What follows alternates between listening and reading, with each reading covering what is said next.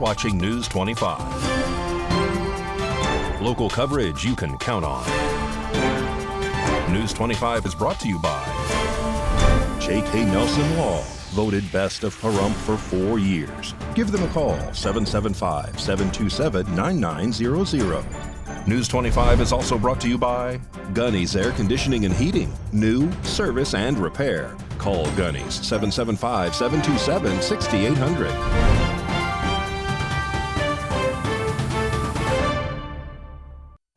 Thank you for joining us here on News 25 and Ace Country Radio and streaming at KPVM.TV and now on Roku devices on this Tuesday, November 26th. Good evening. I'm Chris Palermo in for Uned Gentry, who has the night off. A Las Vegas man is now dead after a road rage altercation, and News 25 has more.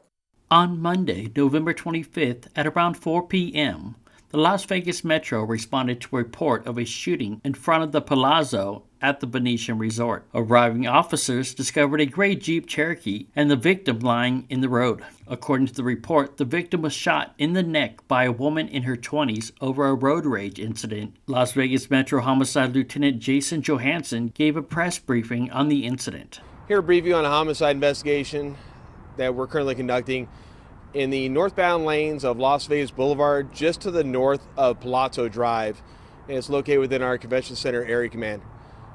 Earlier this afternoon at approximately 4:04 p.m., officers from our Convention Center Area Command responded to a report of a shooting and a male down on the ground at that intersection of Las Vegas Boulevard and Palazzo Drive.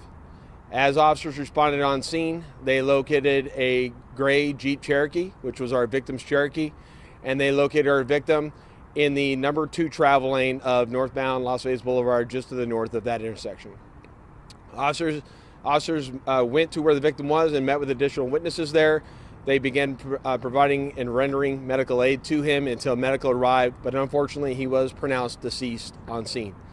As officers initially secured the crime scene and interviewed with several witnesses of the scene, as we reported earlier, the suspect vehicle was described as a silver Subaru WRX, and it is believed that the incident was possibly linked to a road rage that occurred between the gray Jeep Cherokee, which was the victim's car, and the Subaru WRX. That information quickly was relayed to the rest of the patrol command throughout the valley, along with our Fusion Watch and through our local partners, and we were able to quickly identify a license plate for that vehicle, and our air unit was thankfully able to locate that vehicle very quickly at the registered owner's address, which is in the area of Washington and Torrey Pines. Officers responded there shortly thereafter, were able to secure that residence, and after summoning the occupants to exit the vehicle, they did and turned themselves into officers, and they were taken into custody without further incident.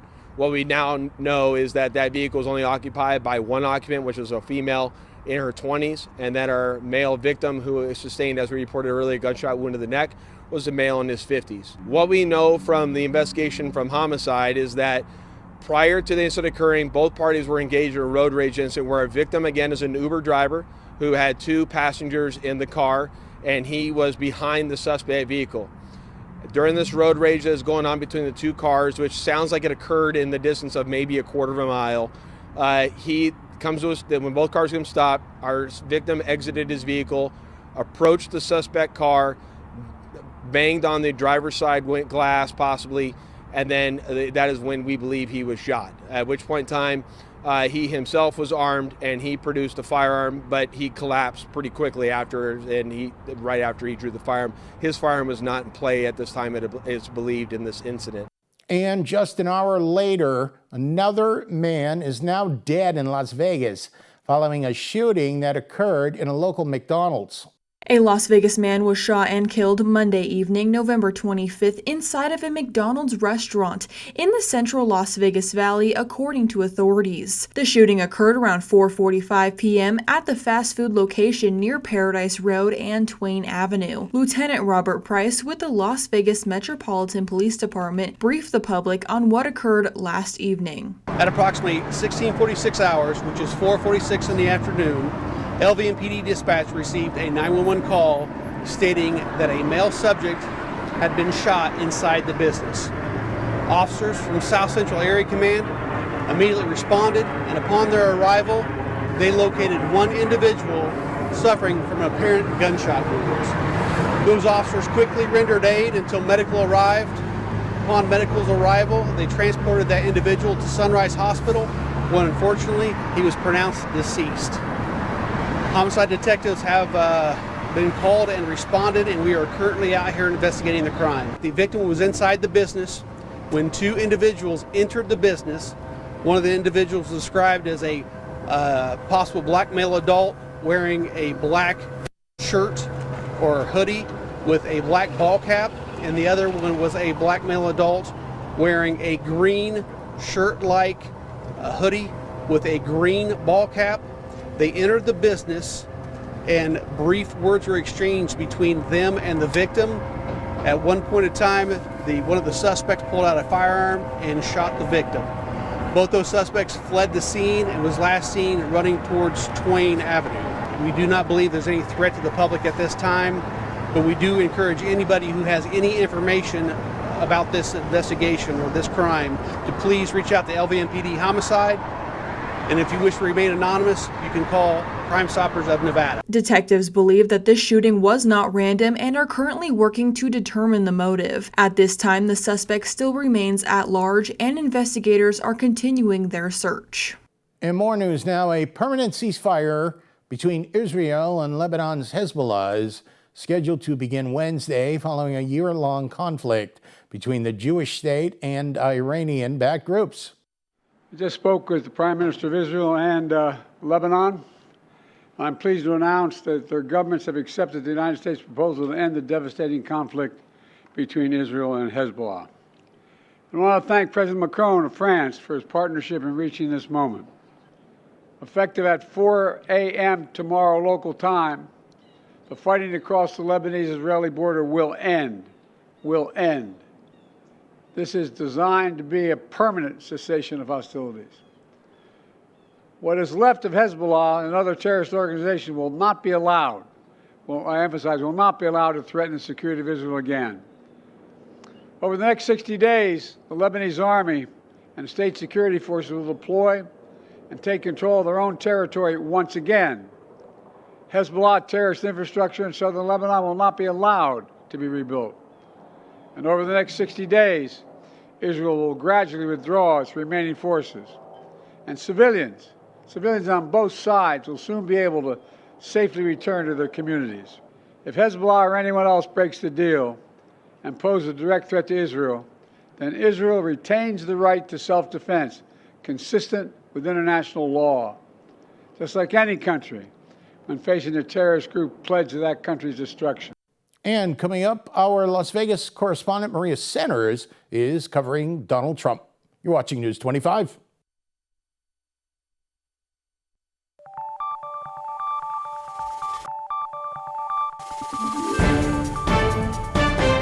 You're watching News 25. Local coverage you can count on.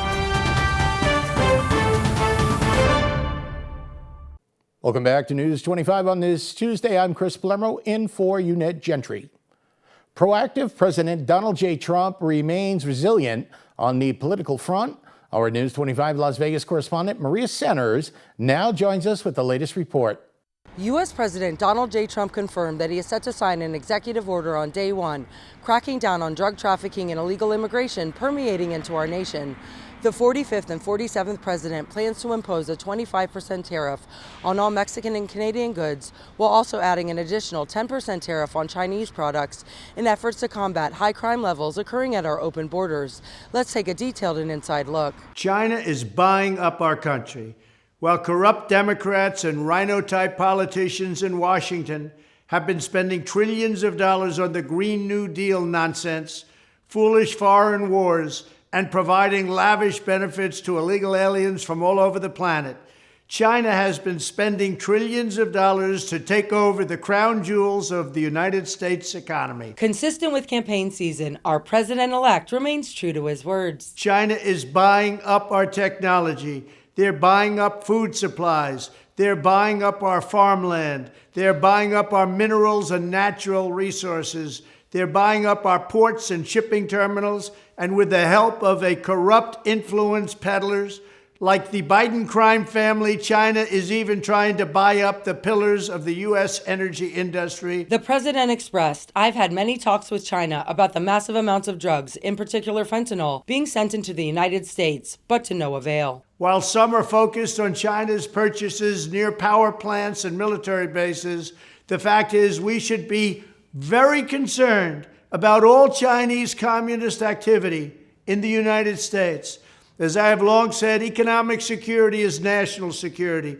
China does not allow American companies to take over their critical infrastructure, and America should not allow China to take over our critical infrastructure. I didn't allow it when I was president, and I won't allow it when we become president again. Imminent Trump tariffs are sure to shake up global markets. To protect our country, we need to enact aggressive new restrictions on Chinese ownership of any vital infrastructure in the United States, including energy, technology, telecommunications, farmland, natural resources, medical supplies, and other strategic national assets.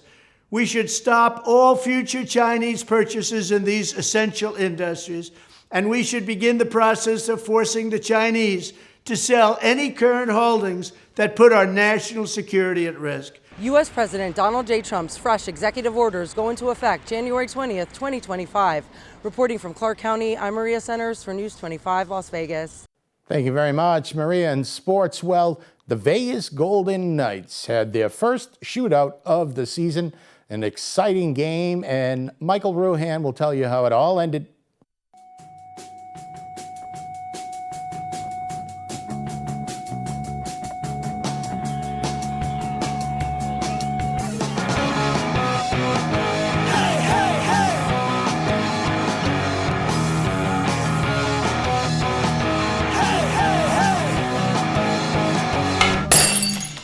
Time now for your News 25 look at sports and streaming at KPVM.TV and now on Roku devices.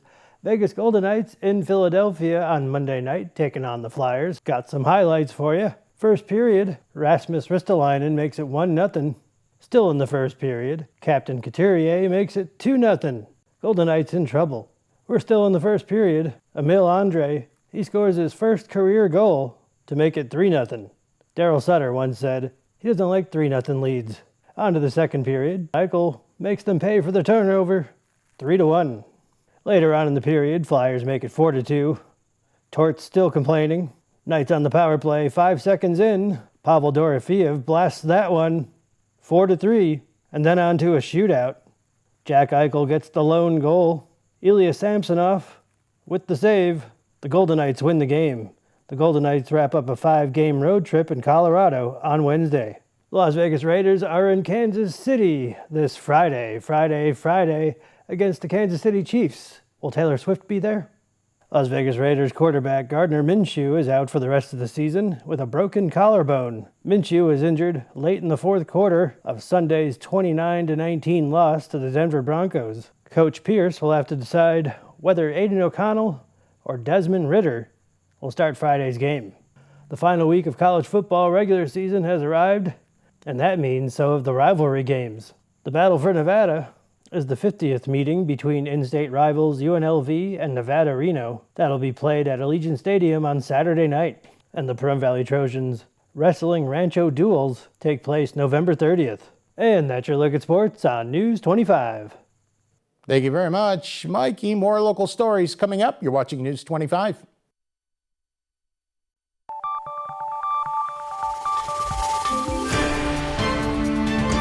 You're watching News 25. Local coverage you can count on. News 25 is brought to you by Mountain West Lawyer, Injury Attorneys, 727-9500.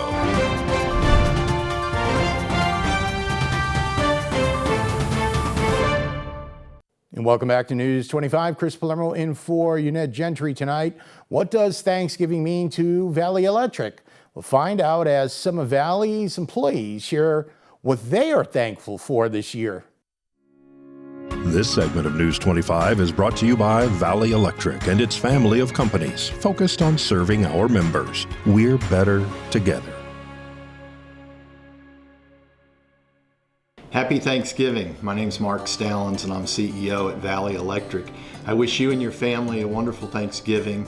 I am thankful for my family. I'm thankful for my friends and the good fellowship we have and all the great employees here at Valley Electric who make my job easy. What am I thankful for? I am thankful for the ability and the chance to work with thoughtful, talented, bright people as we keep the lights on and supply power in the communities we serve. And I'm grateful to our membership in Pahrump and the rural areas for the partnership and the friendship we have as a co-op with you. So thank you guys and happy Thanksgiving. This year, I'm thankful to be living in the land of the free and home of the brave. This year, just like every year, I'm thankful for my family, my friends, and my health. I'm thankful for my job here at Valley Electric as Director of Engineering. I moved here to Pahrump a little over a year and a half ago, and everyone here at Valley and in Pahrump have been so nice and welcoming. It just feels like I've been living and working here for years. So it's a great culture, and I'm just appreciative, and it's been a great experience. I'm thankful for being here, had a great career here, and for all the fine people here in Pahrump that we've serviced my last 31 years. I'm thankful for reliable electricity. I'm thankful for my family, my health, and my career here at Valley Electric. I am thankful for my family, my friends, and my coworkers who always lift me up. I'm thankful for family, being a 25-year resident of Pahrump and a 16-year employee at Valley Electric. Hi, things I am thankful for. Mostly, I would think the success of my children and my success in my job and life, personal life. This year, I'm thankful for my family. I'm thankful for my family. This year, I'm thankful for my friends and family. I'm thankful for my family. I'm thankful for my family and friends at Valley Electric. This year I'm thankful for my awesome colleagues. I'm also thankful for this beautiful community that we get to be a part of. I'm very grateful for my family and also my friends. I'm thankful for my family and friends. I'm thankful for the opportunity to serve the membership at Valley Electric. I'm thankful for my friends and family. I'm thankful for my friends, family, and the line crew here at Valley. I am very thankful for my family, friends, and coworkers. This Thanksgiving, I'm very grateful of the health of my family and on how this community has embraced me. Here's wishing all of our members a wonderful Thanksgiving. Happy Thanksgiving to Valley Electric members. Happy Thanksgiving to Valley Electric and the members. Happy Thanksgiving from Valley Electric. Happy holidays from Valley Electric. Happy Thanksgiving from Valley Electric to you. Happy Thanksgiving! Happy holidays from Valley Electric. Happy Thanksgiving. Wishing our members a very happy Thanksgiving. Happy Thanksgiving from all of us here at Valley Electric to all you folks out there. Happy Thanksgiving from Valley Electric. Have a wonderful Thanksgiving.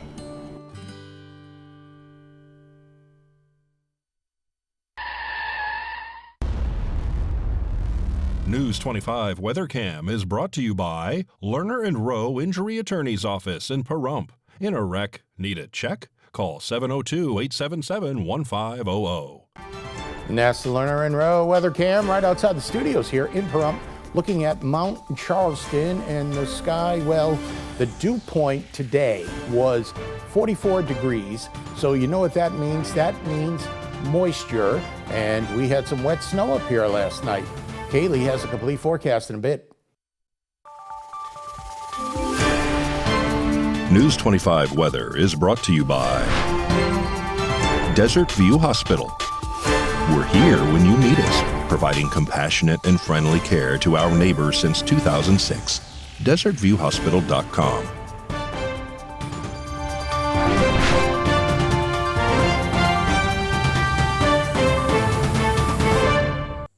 Good evening, Nevada. I'm Kaylee Bentler in the News 25 Weather Studios.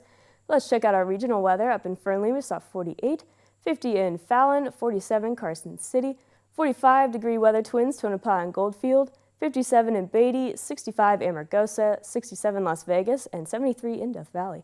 But in our paradise of Pahrump, we're currently at 62 degrees. The winds are winding. We saw a high of 65. Winds in the south-southeast, 11 miles per hour. We have a wind advisory until 9 p.m. Expect humidity at 57%, and the sun rose at 6:32. However, it's already gone away for a nice sunset at 4:29 p.m. Expect humidity at 65%, wind southwest 12 miles per hour with a low 47 and a 40% chance of rain through the night. Let's check out the rest of the week. Tomorrow we are seeing scattered clouds at 60 degrees. For Thanksgiving on Thursday, we're seeing sunshine and 59 degrees. And those scattered clouds roll back in with heavy clouds on Sunday, seeing the upper 50s, low 60s throughout the week. Monday and Tuesday, sunshiny weather twins at 64 degrees. And that is your look at the weather. Back to the desk. Here's Chris. Thank you very much, Kaylee. Doesn't look so bad. That'll just about do it for all of us here tonight. This is Chris Palermo in for Unette Gentry tonight. News 25, make it a great night.